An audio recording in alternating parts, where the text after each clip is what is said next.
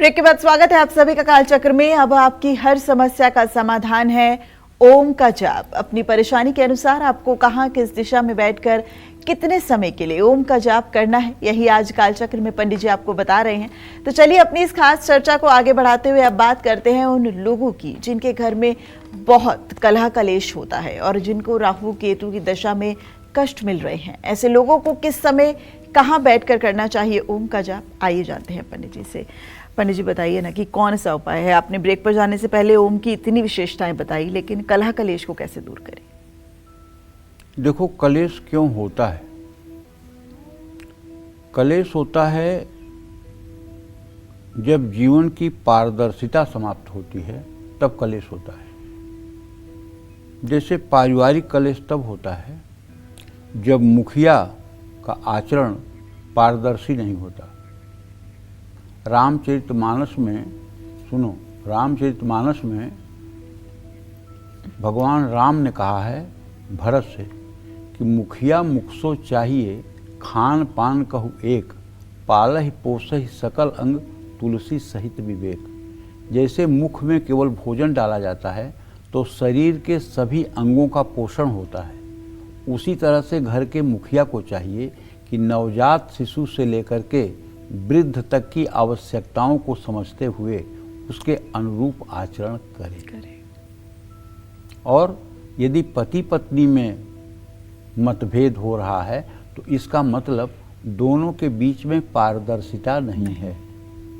ठीक है, तो अगर राहु की महादशा चल रही है या केतु की महादशा चल रही है और राहु केतु नीच नवांशक में हैं, तो अगर आपको अपना फ्यूचर अंधकारमय लग रहा है, अपने दिमाग में भ्रम और गलतफहमियां बढ़ रही हैं या आपके साथ अनचाही घटनाएं हो रही हैं, तो रात 8 या 9 बजे के बीच घर के पूजा स्थान में या किसी शांत जगह पर पश्चिम दिशा की ओर मुंह करके पद्मासन में बैठ करके पहले ओम का कम से कम 108 बार जप करें।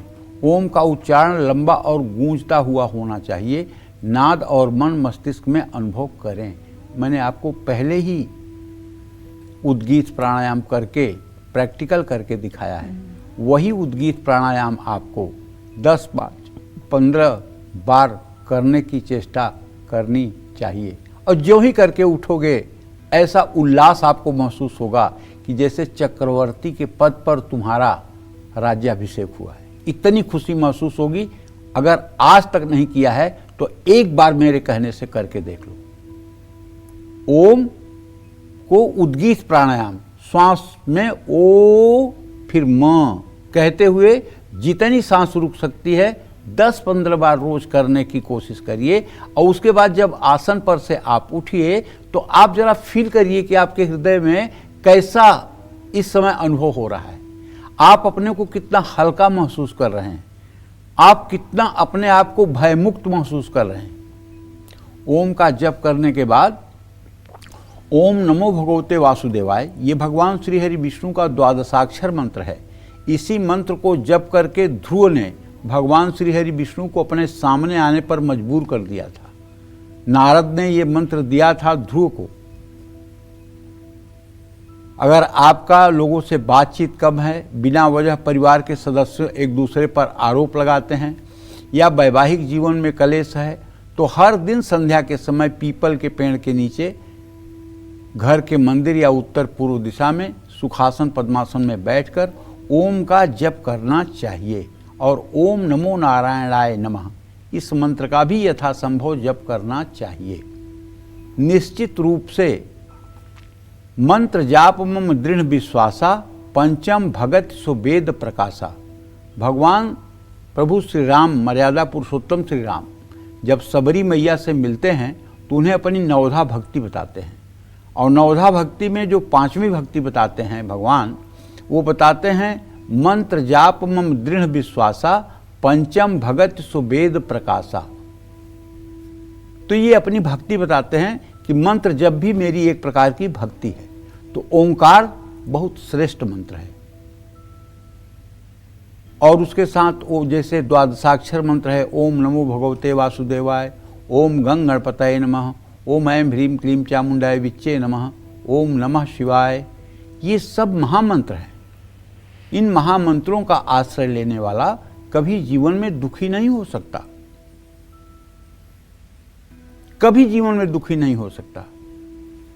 और ईश्वर, देखो मैं बार बार अपने दर्शकों से हाथ जोड़ के रिक्वेस्ट करता हूं, अपने रूप का घमंड मत करना, अपने बल का घमंड मत करना, अपने पहुंच का घमंड मत करना, अपने बल का घमंड मत करना, अपने धन का घमंड न करना, लेकिन एक घमंड जरूर करना।